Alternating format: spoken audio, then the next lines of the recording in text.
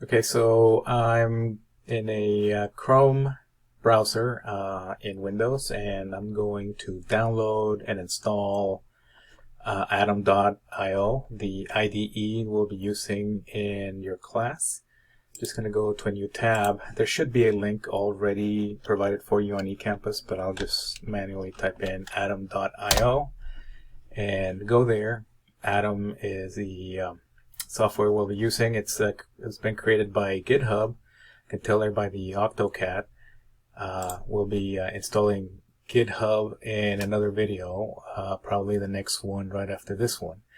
So I'm downloading, and I'm an AT&T customer, so I have an incredibly slow connection. It says it's going to take a full 4 minutes to download this small file. So I'm going to pause the video, and I'll come back when it's done.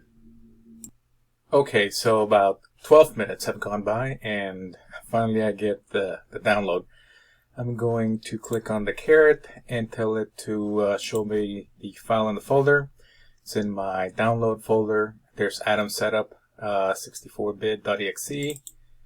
I'll double click on that and just wait to see where the navigation leads me. I'll minimize these windows so that I get to see a little bit of what's going on the desktop.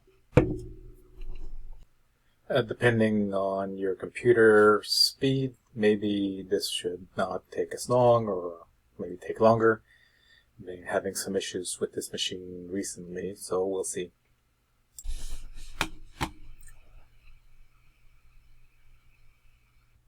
Okay, and then it popped open, and I get the welcome window from Atom. I got little sections up here.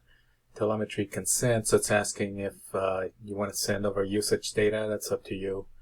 It may help the project if you do, and if you don't, well, there's millions of users of Atom, so maybe they'll miss you, maybe they won't.